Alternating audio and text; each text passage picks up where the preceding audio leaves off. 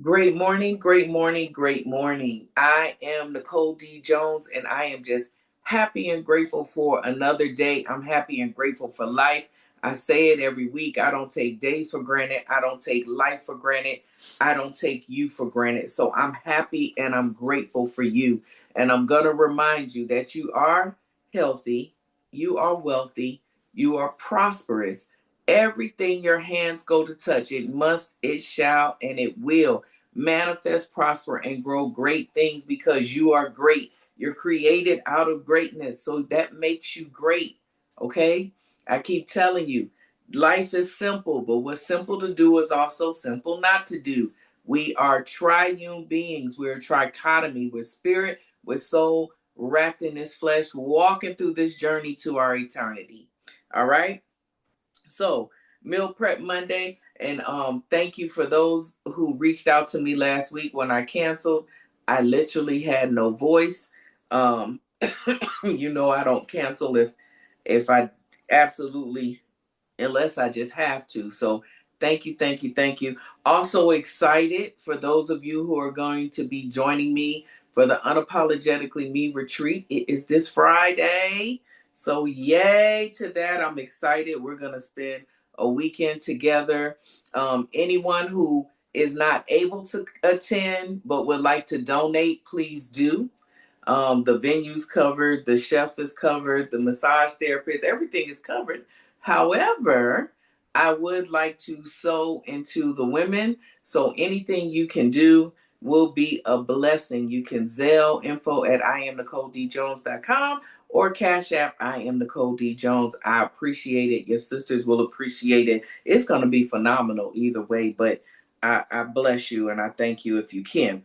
So, Meal Prep Monday, and what has been laid on my heart to share is being a good steward. We're in a new year. It's 2026.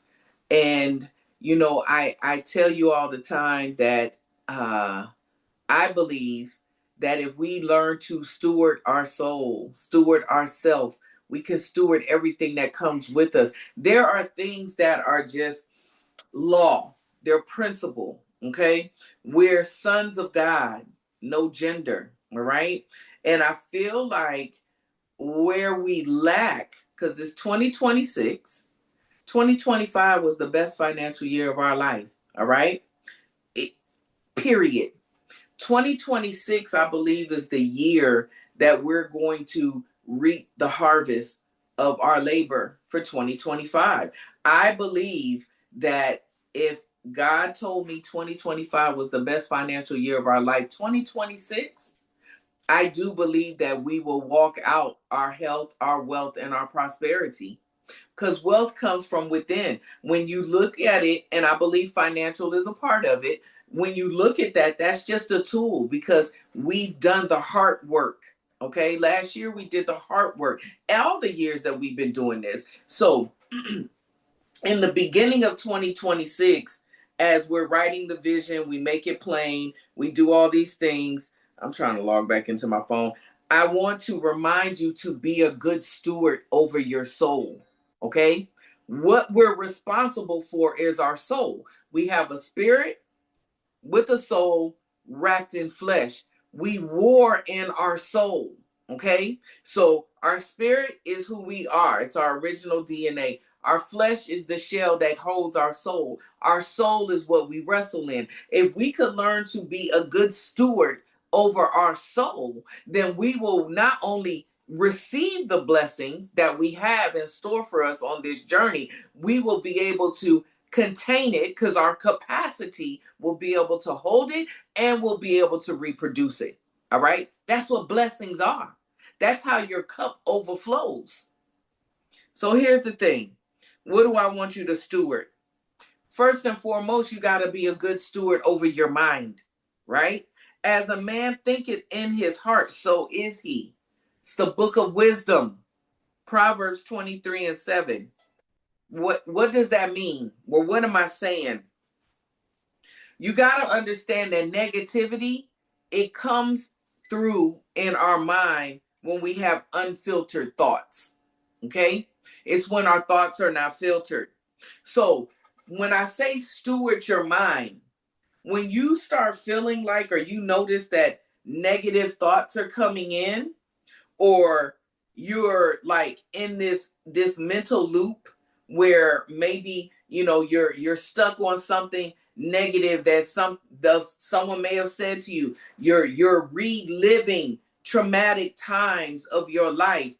You have to be able to take those thoughts captive. This is what I mean by being a good steward over your mind. Okay, you have to learn how to replace those thoughts. Don't suppress them. We're messing up because we get stuck in, it's like the hamster in the little wheel that it be, doing all that, right? We got to learn how to replace them. I told you, the brain is already wired with the neural paths, okay? We're not trying to erase. You can't erase what's happened, but you can replace those negative thoughts. As you're intentional to steward your mind and focus on doing that, then the good thought outweigh the negativity. Okay, we got to be able to steward our emotions. In Ephesians 4:26, it says, "Be angry and sin not." All right, you got to steward your emotion. Anger is an emotion. It's a feeling. Somebody make you mad, it just is what it is. It comes with that. But we got to learn how to steward our emotions, all right? Most of the time when you're in these spaces, it's because they're unprocessed emotions. So you think about, like, if first thing that comes to my mind is correcting a child, right? And they get angry. Most of the time, it's a natural response or reaction for us to feel anger, right? Especially when somebody telling you something right. But why do we go to anger versus being willing to look at something and process it out? It's because most of the time it's an unprocessed emotion. Okay, so we've got to learn how to steward our emotions well. 2026 is an amazing year. It's a year of reaping harvest. It's a year of walking in overflow. It's the year that you'll have abundance. I just believe, I know it. All right. So what does it looks like to steward your emotions? You got to allow your emotions to be a signal, a sign that there's something going on that I need to look into and I need to process it through. But you cannot allow it to steer you. Okay? We cannot be emotionally driven in 2026. You got to be focused. You cannot be focused when you're emotional. Emotions take you all over the place. Yesterday was an emotional day, right? How can you recognize when your emotions are like on 10? You usually start spiraling.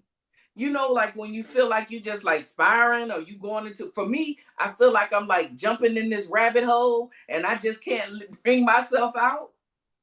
When you start feeling that, you've got to be willing to just kind of stop, drop, and roll. All right? Because you about to set something on fire. Listen, you got to have self-control. All right. Why? Why am I saying process it? You have to understand that when we can get to a place where we can name emotions, we can start to control them. All right?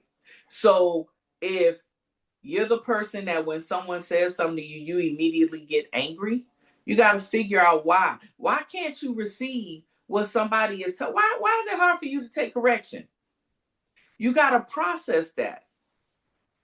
Oh, it's because when I was a kid, I felt like I didn't have a voice. Listen, my mother was Korean, okay? We didn't talk. Children were to be seen, not heard, period.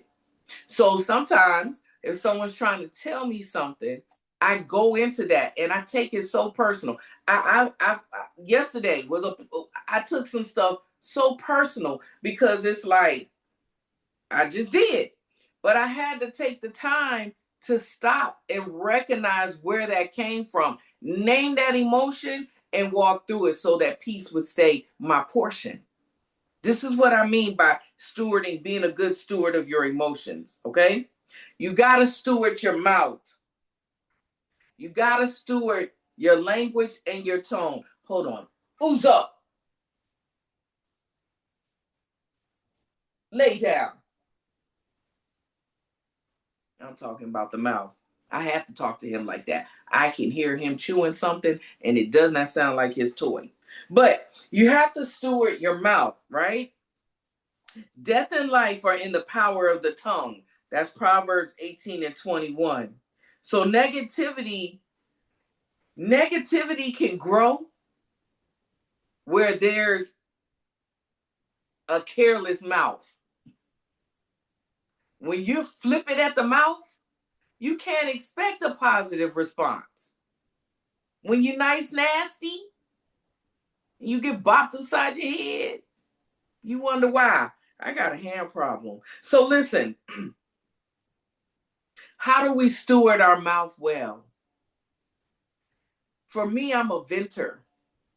So I'm learning how to vent with direction. So I can't just, like there, I'm a venter.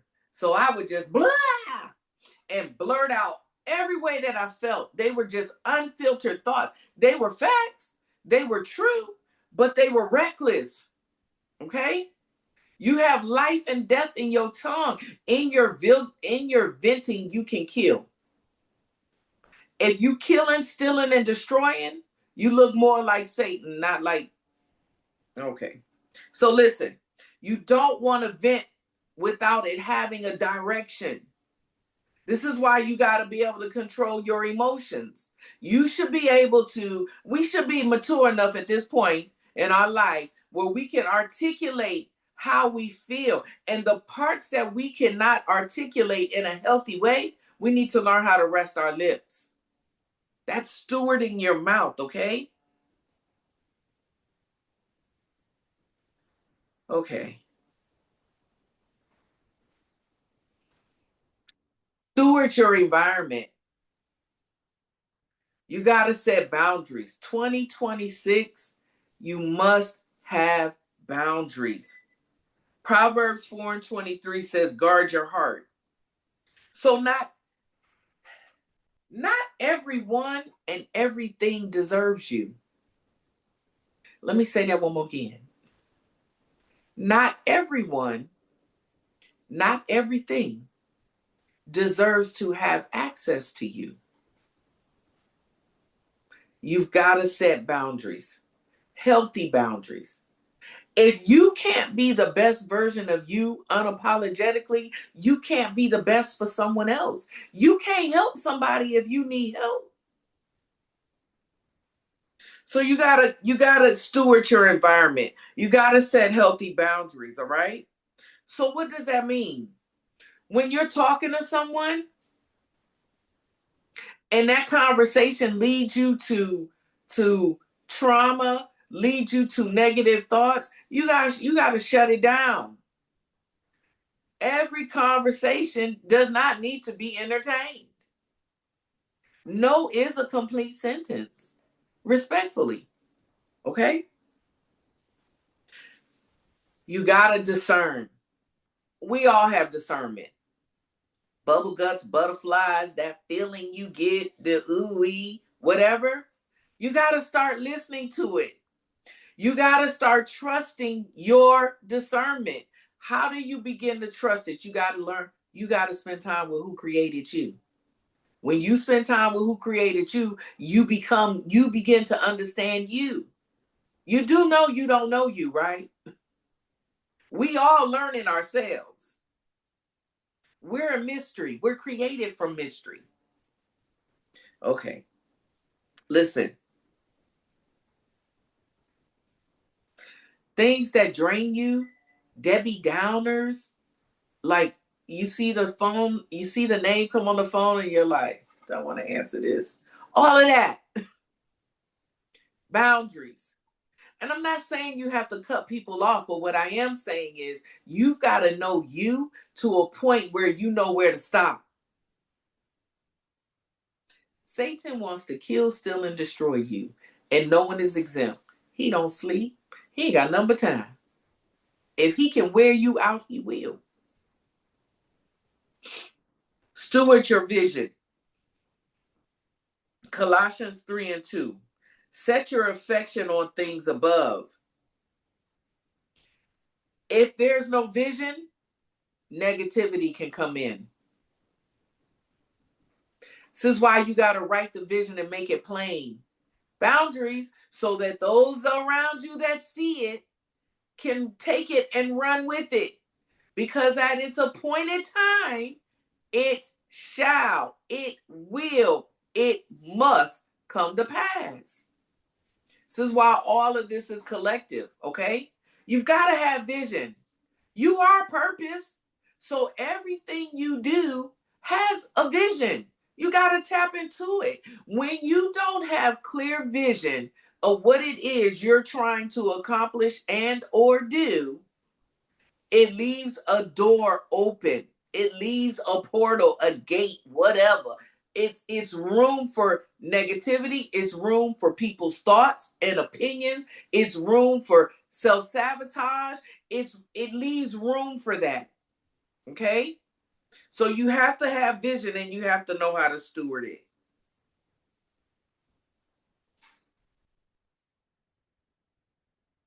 Okay.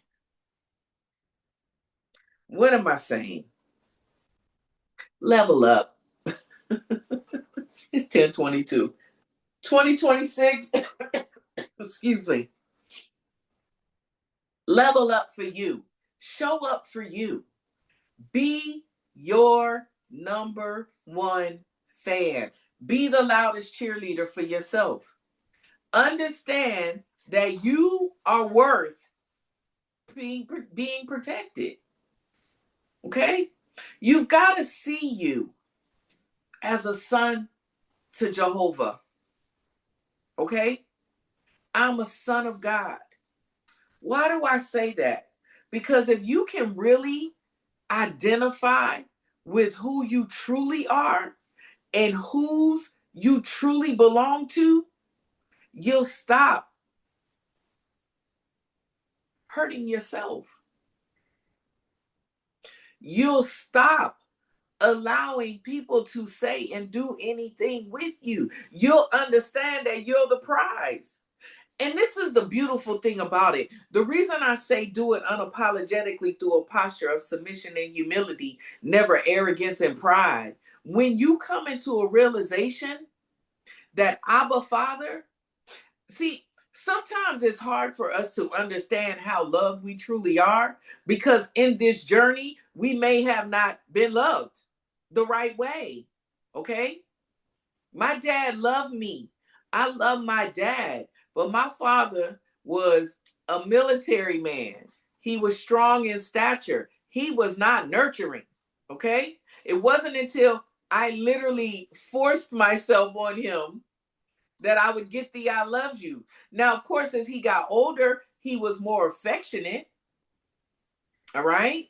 Sometimes we don't have that example of the love of our father, of the love of the one that created us. My mother was Korean. She's Asian. So I literally grew up with a master sergeant and an Asian. And y'all wonder why I'm cray-cray, okay? Nurturing does it's me naturally, but because that was not the example of me, it did not come naturally. It comes naturally now, but now there's been so much rejection. I got some people around me, I can say, we get off the phone and I can say, I love you. They're telling me they love me. They're doing this, they're doing that. Then there's some that I don't do that with, but it's not because I don't love them, but it's just like you gauge relationships based off of what you've experienced. Okay?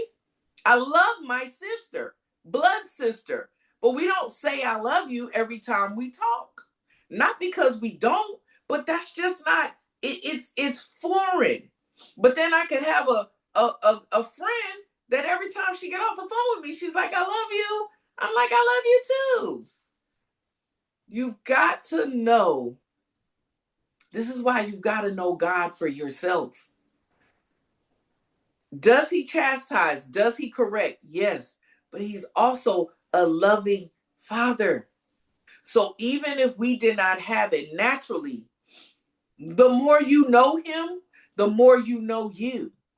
And when you can get comfortable and confident in who you are, the supernatural of you, knowing that he loved you so much that he wrote out your whole journey before he created earth, before he created any trial, before he created tribulation, he already knew you could handle it. Well, Nicole, you don't know what I've been through. How could he love me and he allowed these things to happen? He's a loving God. The world is dark. Stop thinking earth is not dark. Earth is not heaven. Dark things, dark people. Hell is here. So when we are faced with trials, it's not because he doesn't love us. All right? There are cruel people, there are ugly things that happen. But one thing I will stand 10 toes down on.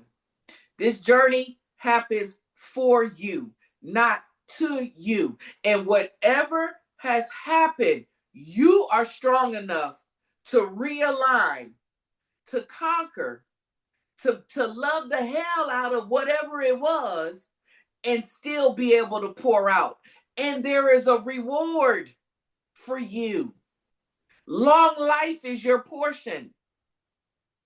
You might not get love from your mama, your daddy, your auntie, your uncle, your siblings, your husband, your wife, but I promise you, there's always a ram in the bush. That love that you need is it's always there for you. We miss it because we look for it in a specific person and in a specific way. Okay? I'm on the soapbox. You got to know it. So, listen, Meal Prep Monday. Steward your soul, okay? Steward your soul. Steward your mind. Steward your emotions. Steward your mouth. Steward your environment by having boundaries. Uzo. Steward your vision. 5 things. What is 5? Grace. You have the grace to do it. As you steward these things, your capacity enlarges, it grows. Okay? We can only obtain, we can only contain, we can only nurture what we have the capacity to hold. But when we do that, our territory grows. So when we can nurture a thing, we can pour out that thing. And this is how your territory grows. All right?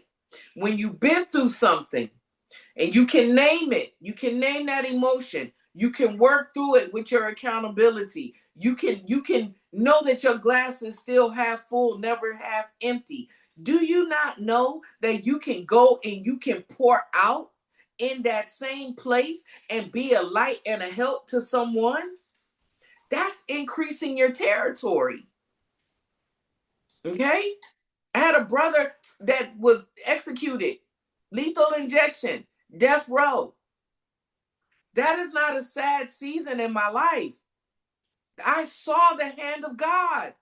So the situation, this is why I say situations come and go. The situation was horrible.